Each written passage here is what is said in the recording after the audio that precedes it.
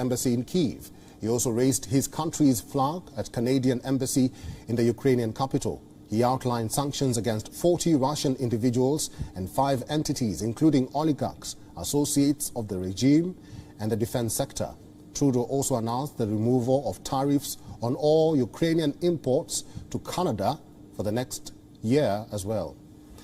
The Canadian Prime Minister slammed Putin for committing atrocities against civilians while accusing him of quote-unquote heinous war crimes. He also said that Putin was bringing shame to the memories of Russian soldiers who fought during World War II. On Victory in Europe Day, when we all celebrate the victory over fascism of so many decades ago, Vladimir Putin is bringing shame upon the memory of the millions of Russians who fought and died in the fight against fight for freedom and fight against fascism. So whatever he says tomorrow is irrelevant, because history will bear out that he is upending and going against the very values that so many people fought and died for. Sitting alongside Justin Trudeau, Ukrainian President Volodymyr Zelensky said in his G7 address that Ukraine will require about $7 billion in monthly support as the war continues, adding that gathering such a sum was a tall task for Ukraine. Війна триває, ми потребуємо щомісячної підтримки на рівні від 5 до 7 мільярдів доларів. Коли війна завершиться, потрібно буде відновлювати зруйноване Росією на більше ніж 600 мільярдів доларів США. Це дуже багато для нашої держави. Це неможливо для України, але посильно для вас, і це не просто витрати для вас. This comes at an important time in global history as Europe commemorated the 77th anniversary of the end of World War II on Sunday. Russia is set to celebrate its day, or today, since it was already May 9th in Moscow when Germany surrendered. As the conflict continues, consistent Western reassurance, sanctions and military aid is sure to bolster Ukraine's confidence. Mr. President. Hello, Mr. Prime Minister. Mr. Prime Minister,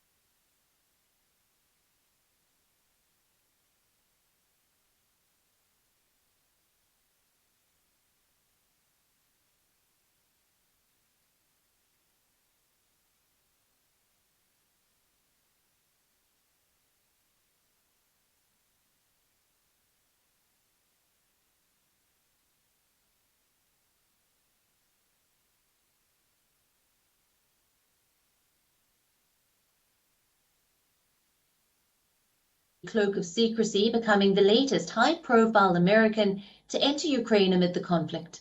Joe Biden traveled by vehicle to the town of Uzhhorod, about a 10-minute drive from a Slovakian village that borders Ukraine. Jill Biden and Olena Zelensky came together in a small classroom, sitting across a table from one another, talking before they met in private. The school where they met has been turned into the transitional housing for Ukrainian migrants from elsewhere in the country. The U.S. First Lady spent about 2 hours in Ukraine.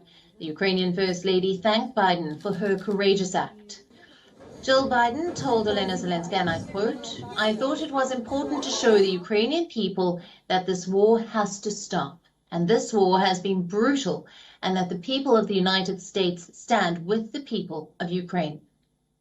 Earlier, the US First Lady met Ukrainian refugees in eastern Slovakia on the last day of her tour of Romania and Slovakia. She was visiting the US servicemen deployed there and women and children who fled Russia's invasion of Ukraine.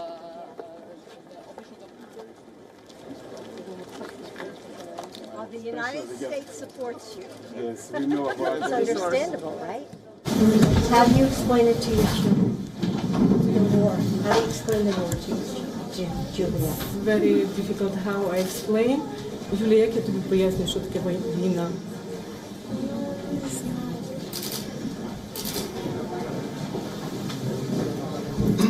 It's difficult to explain. I don't know.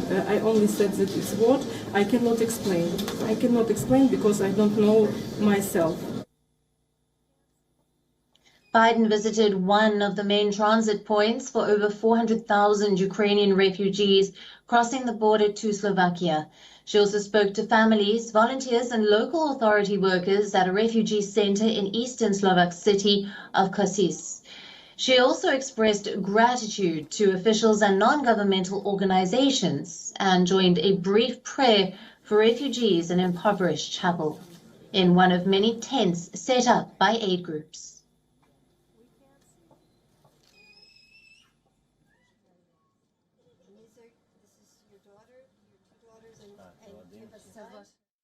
I'm so grateful to the people of Slovakia for opening up their arms and their homes, but most of all, opening up their hearts. So the United States stands with you. Thank you. Earlier today, Jill Biden visited a school in eastern Slovakia that is hosting Ukrainian refugee students. She met both Slovakian and Ukrainian mothers with their children in the Kosice school as the families participated in Mother's Day activities together.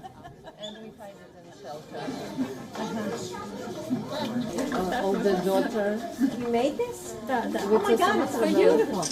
Wow. Це дуже красиво.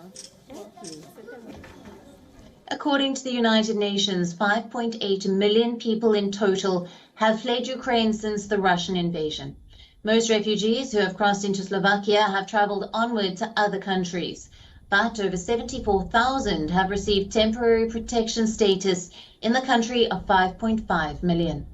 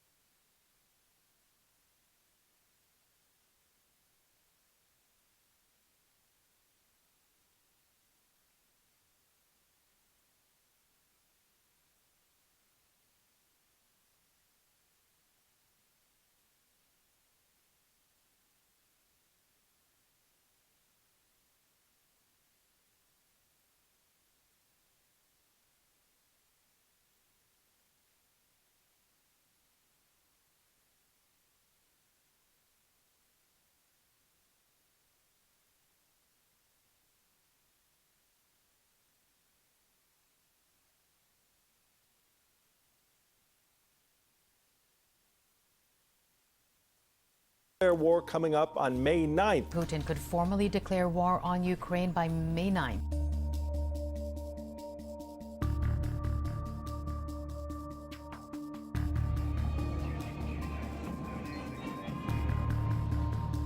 May 9 is an important holiday in the Russian calendar.